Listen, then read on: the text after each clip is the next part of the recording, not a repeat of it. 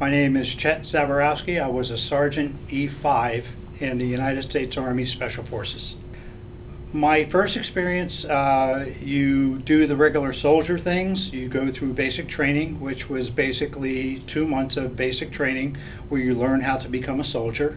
And then you go through advanced individual training, or what they call AIT. For me, that was medics. I was learning how to be a medic. From there, because I was already a Green Beret, my first step to become a Green Beret was to go to airborne school. That's where you learn how to jump out of perfectly good airplanes. It's a 3 to 4 week course. You have to make 5 successful jumps. You can't make a bad jump. 5 successful jumps, and then you get a set of wings, jump wings. And after that, we do at least a jump a month. Most of us would do a jump every 2 jumps a month.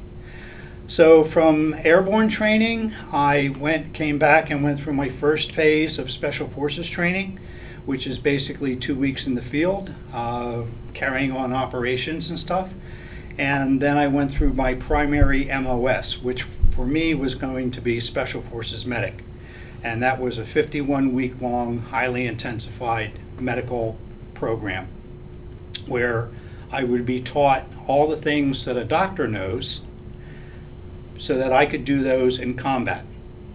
I would be taught how to take care of gunshot wounds, obviously, how to treat them in a dispensary type setting, learn different diseases, learn the medications to treat these diseases with. I have done skin grafts and assisted with amputations, so that's sort of like the extent of all of my training. And this is something that regular physicians and stuff won't even do. You get a family physician, they won't be doing skin graft, they'll be sending you to a specialist. But this is the stuff that we actually had to do as Special Forces soldiers.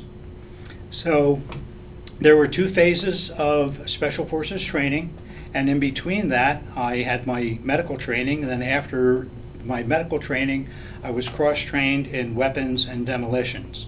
And then in January of 1970 I finally got my orders to go to Vietnam, and it was kind of like a volunteer. There were 35 people in my medical class, and 33 of us volunteered to go over, and we went to Vietnam.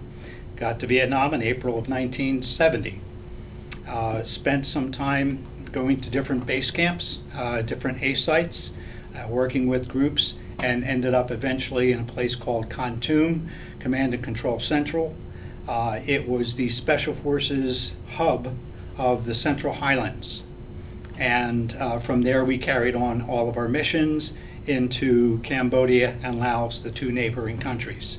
And then I actually got out of the service and got out of Vietnam all at the same time, and that was in April of 1971. So that was my military career.